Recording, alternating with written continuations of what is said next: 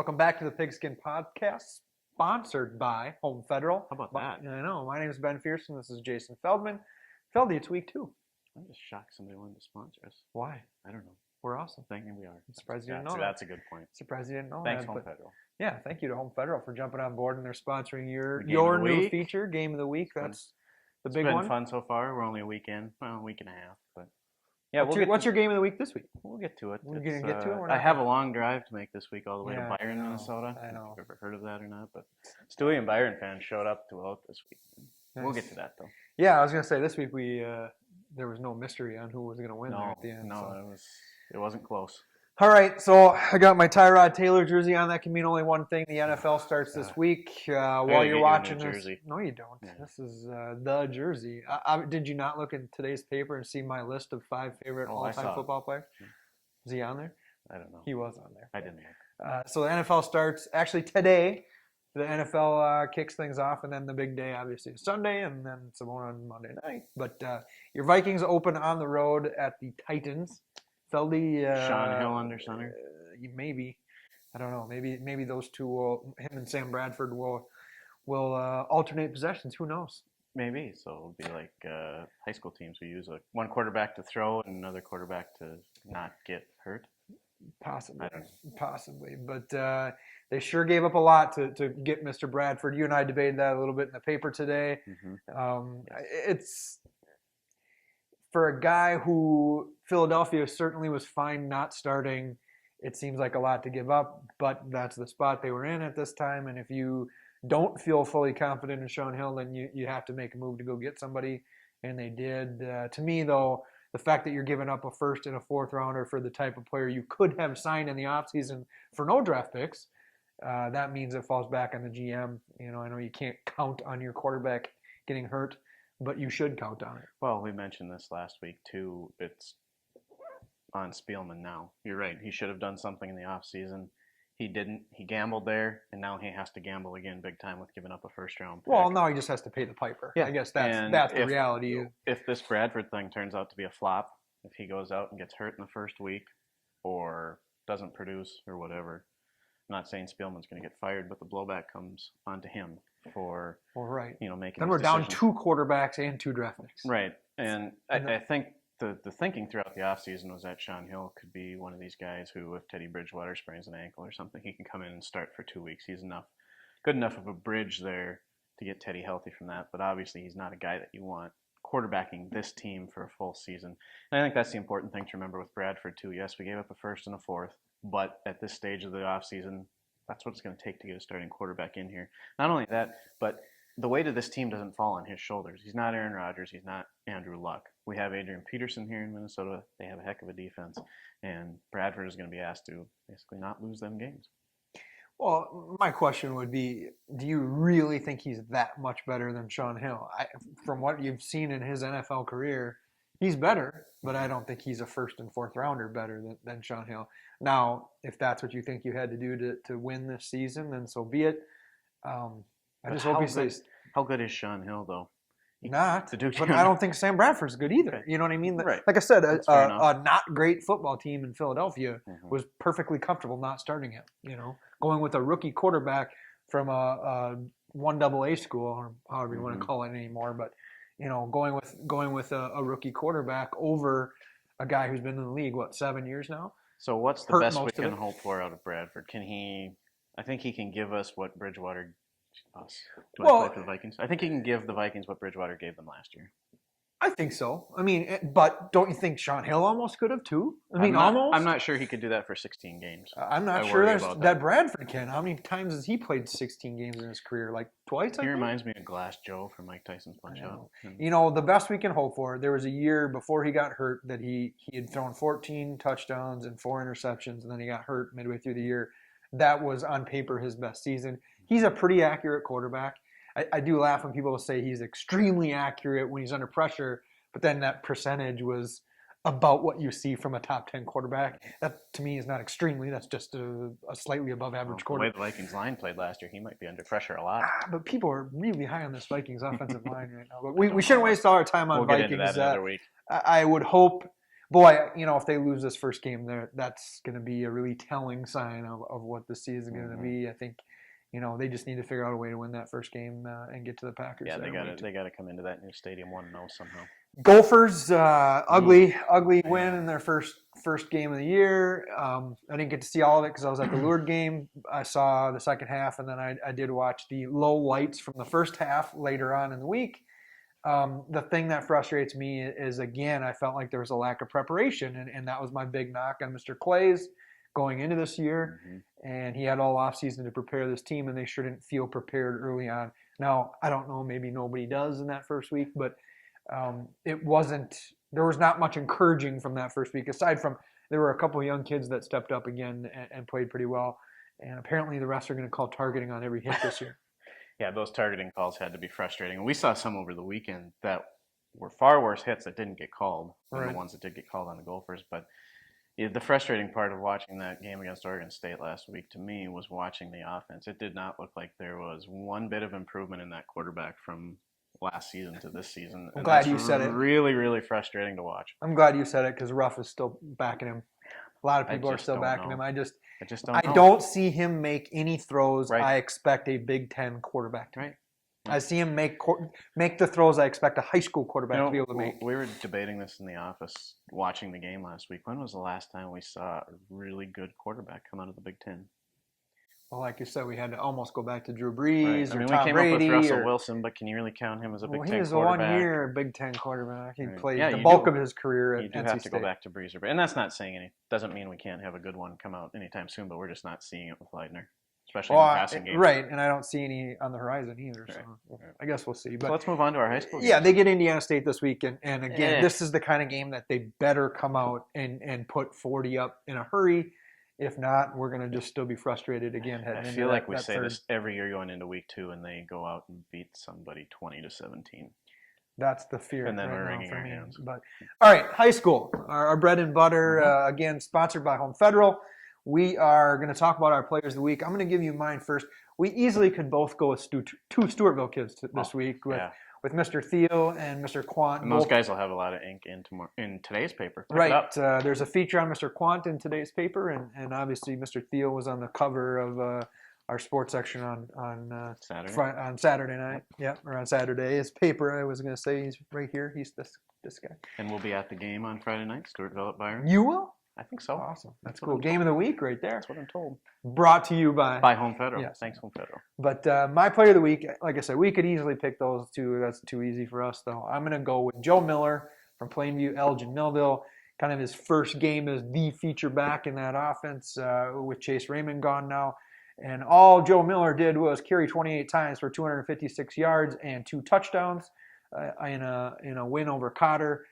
Not that Cotter's some juggernaut, but still, first game in that feature back role, and Joe Miller just crushed it. So he can only play the guys that line up across from him. Yep. So congrats to Joe Miller. He is my player of the week, and like I said, very deserving. There were a lot of deserving kids this week. Every kid on the cover here was deserving, and then Quant we didn't even get to, but I expect Mr. Quant to have many good games this year. I feel like every week we could both pick a dozen players for this award. I'm going to stay in town and go over to JM and just the job that Jordan Velez did in the Rockets' 45-20 win at Austin on Friday. 17 carries for 174 yards, 2 catches for 104 yards, 4 total touchdowns. It's a heck of a night. Almost 280 total yards and 4 touchdowns, 10 yards a carry. I'm really excited and anxious to see what this JM rushing attack can look like throughout the season as their opponents get tougher. And it does get tougher for them this Friday, and we'll talk about that in just a minute.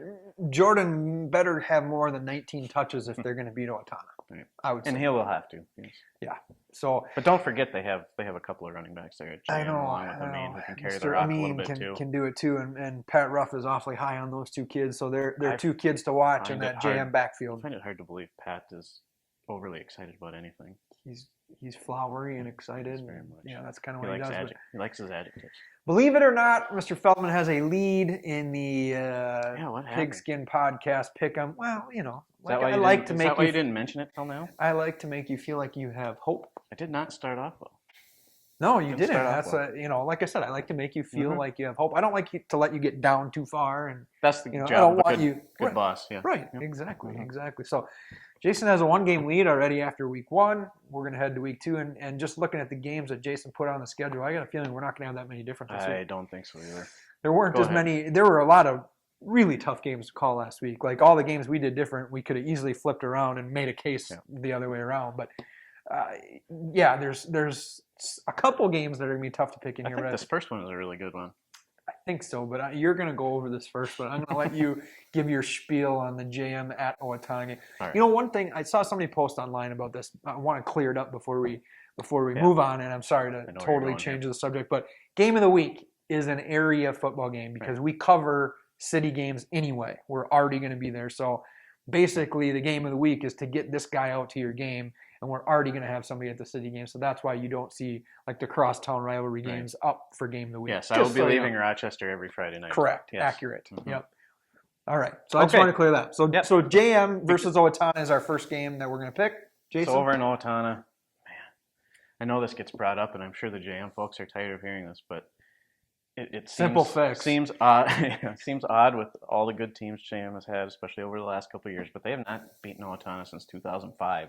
And there have been some crazy games in there. Last year, Owatonna won in double overtime. 2 years ago, it was 2 onside kicks that Owatonna recovered in the fourth quarter, ended up winning by a point.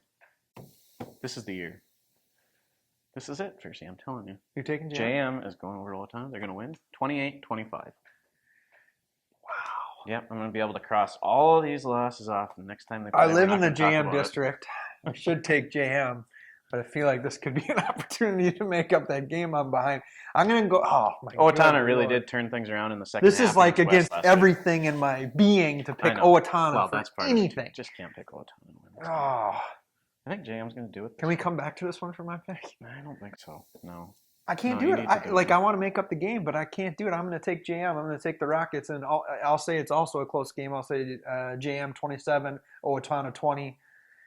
Boy, like I said, there's a mental hurdle there for JM to get over, but they do have a lot of guys that weren't stars last year playing this year, so hopefully some of those guys realize that every year is different. Well, and I would hope with the history, especially the recent history that these two teams have, if it's close towards the end, you would hope that JM doesn't sit back and go, okay, even if they have a lead towards the end of the fourth quarter, don't sit back. Just keep the foot down and win the football game. The thing about Williams and the Huskies is they're a good enough coaching staff and a good enough team that JM's going to have to throw the football to win that game. I don't care how good your running backs are. They can load up and stop running backs. They're going to need to throw the football a little bit to keep. I've been watching that offense for almost 12 years, and I still can't figure out what those cards on their sideline mean.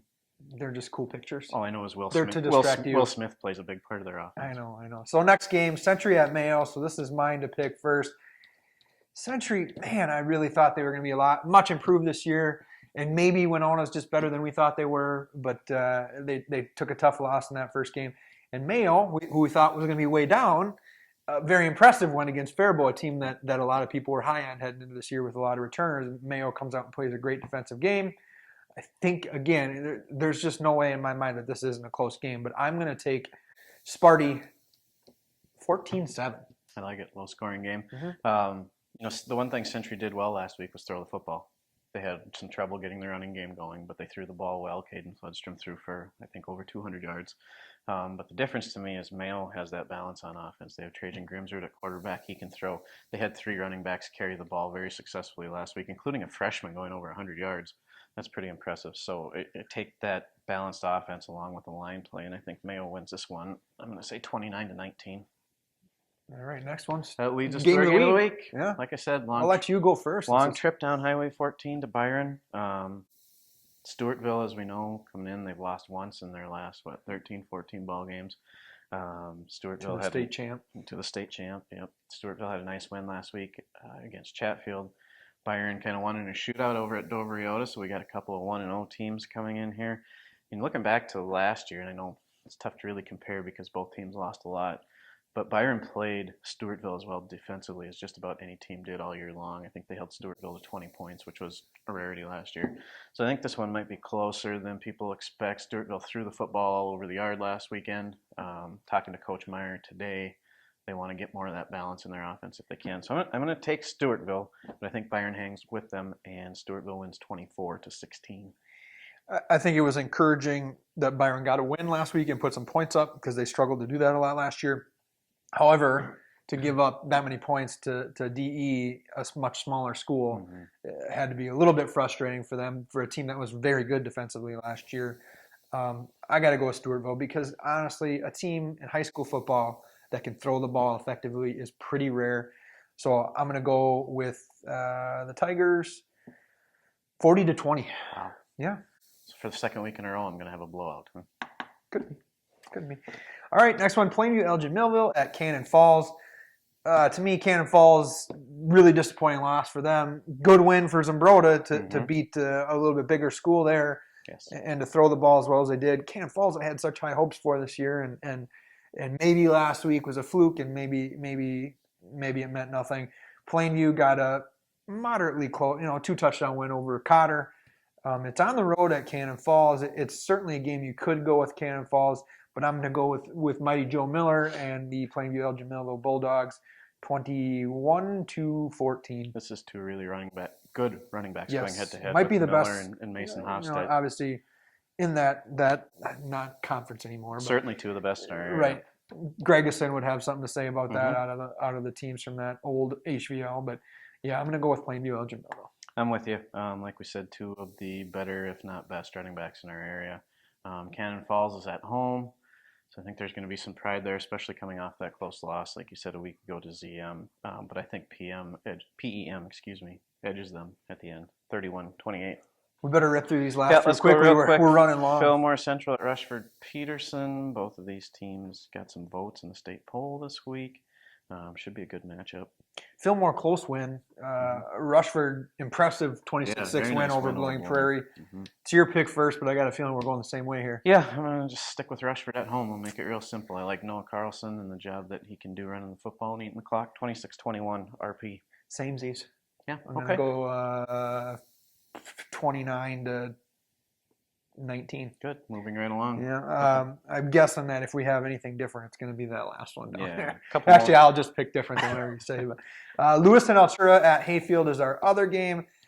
They both blanked their first game opponents. Lewiston, I think, beat Medford almost. I think they were like the same score, like 34-0 type of that. And Hayfield beat Mankato Loyola. I just think.